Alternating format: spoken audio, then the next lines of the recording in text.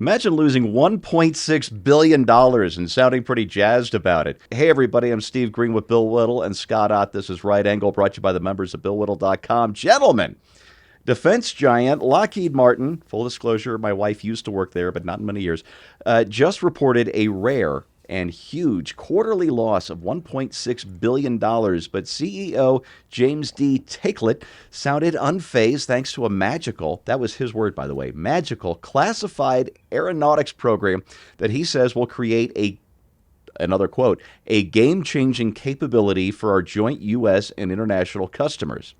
What he didn't say on the quarterly call with investors is what that program is. Bill, I want to start with you on this one. Lockheed started this program. By the way, it started with a fixed price contract back in 2018 during the first Trump administration, and they have plowed so much of their own cash into it that they had to take a $1.6 billion hit last quarter. But Takelet says it's worth taking the loss now because whatever this program is, again, these are his words, it's going to be in high demand for a very long time, well beyond the fixed price commitments.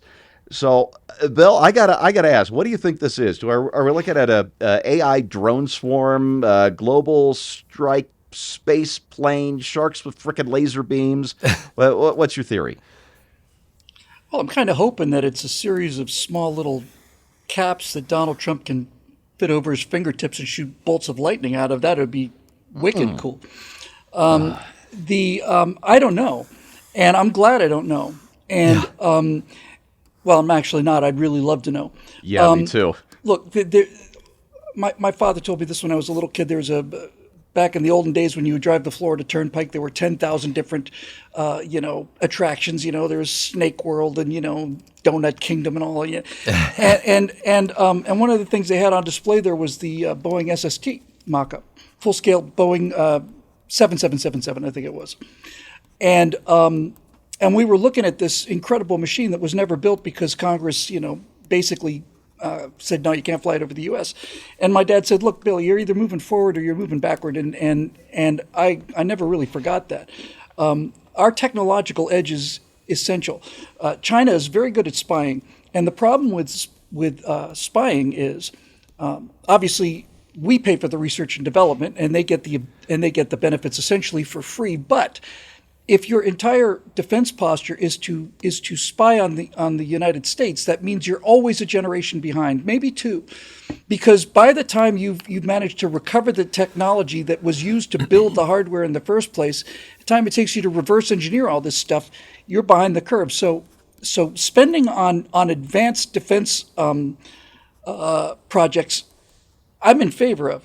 I'm especially in favor of it if it's the antithesis of the F-35 program, which we all know was a cost-plus program and was a perfect example of how to waste just billions of dollars.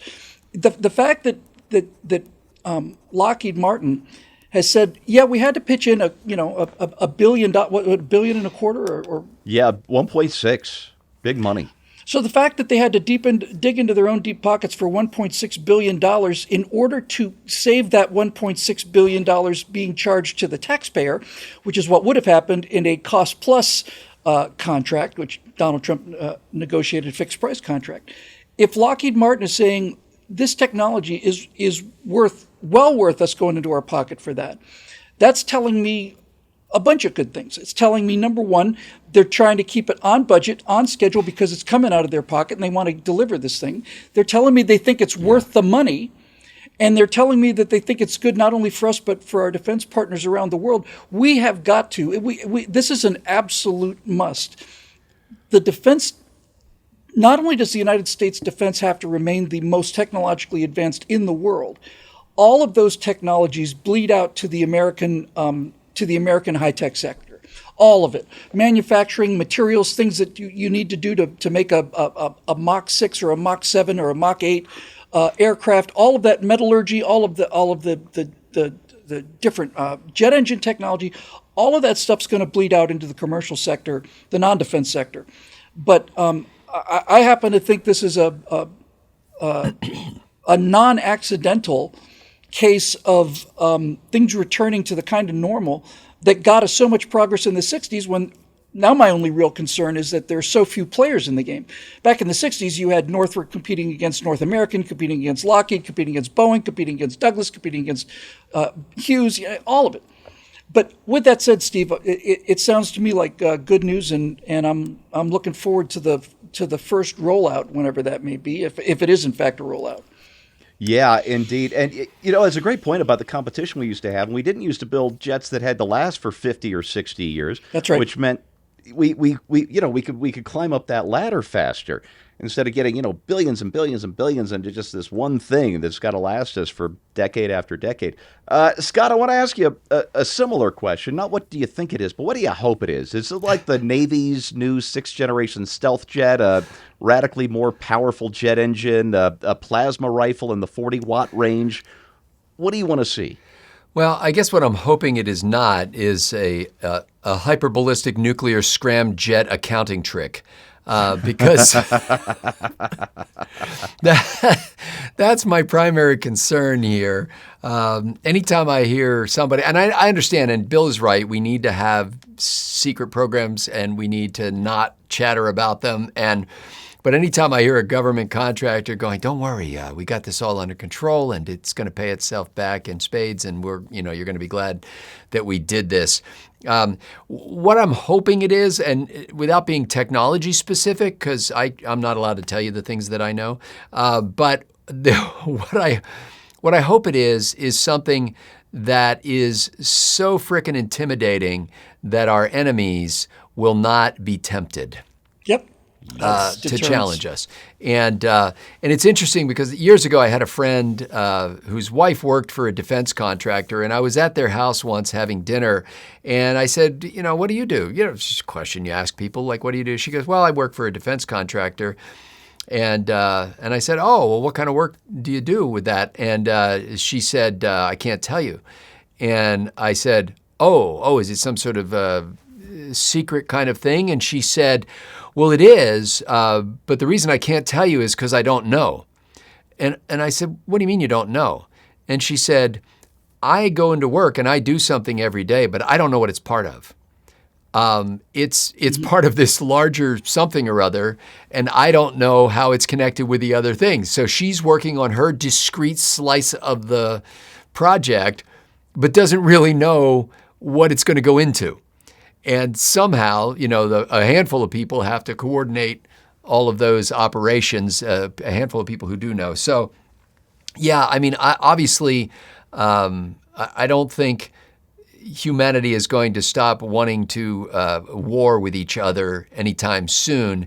And so the only thing that is proven effective is when our enemies are afraid to tick us off because of the consequences that'll rain down on their heads. And so the scarier the better. As horrible as nuclear weapons are, and as awful as it was that we had to deploy those in order to prevent something that would have been even worse at the end of World War II, they were pretty effective and have been, continue to be for many decades in keeping the superpowers anyway from each other's throats.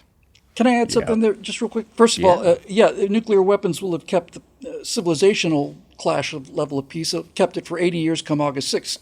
80 years of no more world wars as a result of nuclear weapons. But I'll tell you what I hope it is. I didn't answer your question. I hope it is a breakthrough in directed energy weapons. Right now, you can shoot down incoming drones or incoming aircraft with lasers, but you got to keep the laser on it for 25, 30 seconds to burn through, and that's just not practical. If you get a power of 10 increase in the laser output, you can start knocking things down. If you get two orders of magnitude increase, then drones are no longer a factor. Then it's just all of these Chinese hypersonic missiles and all of the threats to the fleet and all of that stuff. If you can make a breakthrough with the amount of energy you can put out with a directed energy weapon, when they launch a multiple attack on a carrier group, they launch so many missiles that our anti-missile missiles are exhausted, and then we use our phalanx, and we shoot down whatever we can, then we run out of the bullets for that. But if you had a really effective increase in directed energy weapons, then you would basically be able to sail the seas with impunity. That's and also bases as well. I do think it's funny that in Star Wars, one of the uses of technology is to make a weapon that's essentially a broadsword out of all your high-tech stuff. So you still wind up in hand-to-hand combat, that's right. at point-blank range. That's right. They still put cannons on the F-35. I'm not sure. Oh, I looked this up earlier just out of curiosity. When was I saw one of these things? Oh, the experts have said that for 80 years now that there won't be any more dogfights in air battles. Well, I decided to look it up. They were right about the F-4 in Vietnam, by the way. But as it turns out, our last air-to-air kill was in 1991 during the Gulf War, and that's when an A-10, which isn't even a fighter, shot down a helicopter. The last fighter-to-fighter kill with guns was in Vietnam against a North Vietnamese plane, and to find one with not U.S. forces involved, you have to go back to the Ethiopia-Eritrea War in like 1999. So it's been a quarter of a century since the last air-to-air kill with guns. I think we can say that dogfighting is pretty much over by now. Yeah, and the OODA loop is a charming anachronism. It just operates on a different scale. It's still in effect, just not necessarily with air combat anymore. Okay, so I've got a couple of theories because we can actually narrow this down a bit because the CEO said there's going to generate a lot of foreign sales. Our overseas allies, they don't need long-range carrier jets. It's not a huge market. Same goes for a Global Strike space plane or an SR-72 style spy plane. Our allies, this is why I love being here, our allies are so close to the action, they don't need that kind of reach. And same thing for rods from God. I don't know if you've ever heard of those, but look them up. They're really cool. So if I had to guess, I've got two guesses. Bill explained one of them already, and that is some really high-powered frickin' laser beams. Yeah. And so I won't go into that. The other is some sort of AI-driven unmanned aircraft, cheap and smart enough to buy them in bulk, fly them in swarms, and so effective that every Air Force general, from Paris to Warsaw to Tokyo to Washington is going to knock down Lockheed's door to place huge orders for these things. So I'm pretty sure, gut feeling, it's got to be one of those two. But Takelet also said that it will be years before the public sees whatever this is. So until then, I hope the laser beams come with sharks attached. Here's your right angle on that, brought to you by the members of BillWhittle.com. Thanks for watching. We'll see you next time.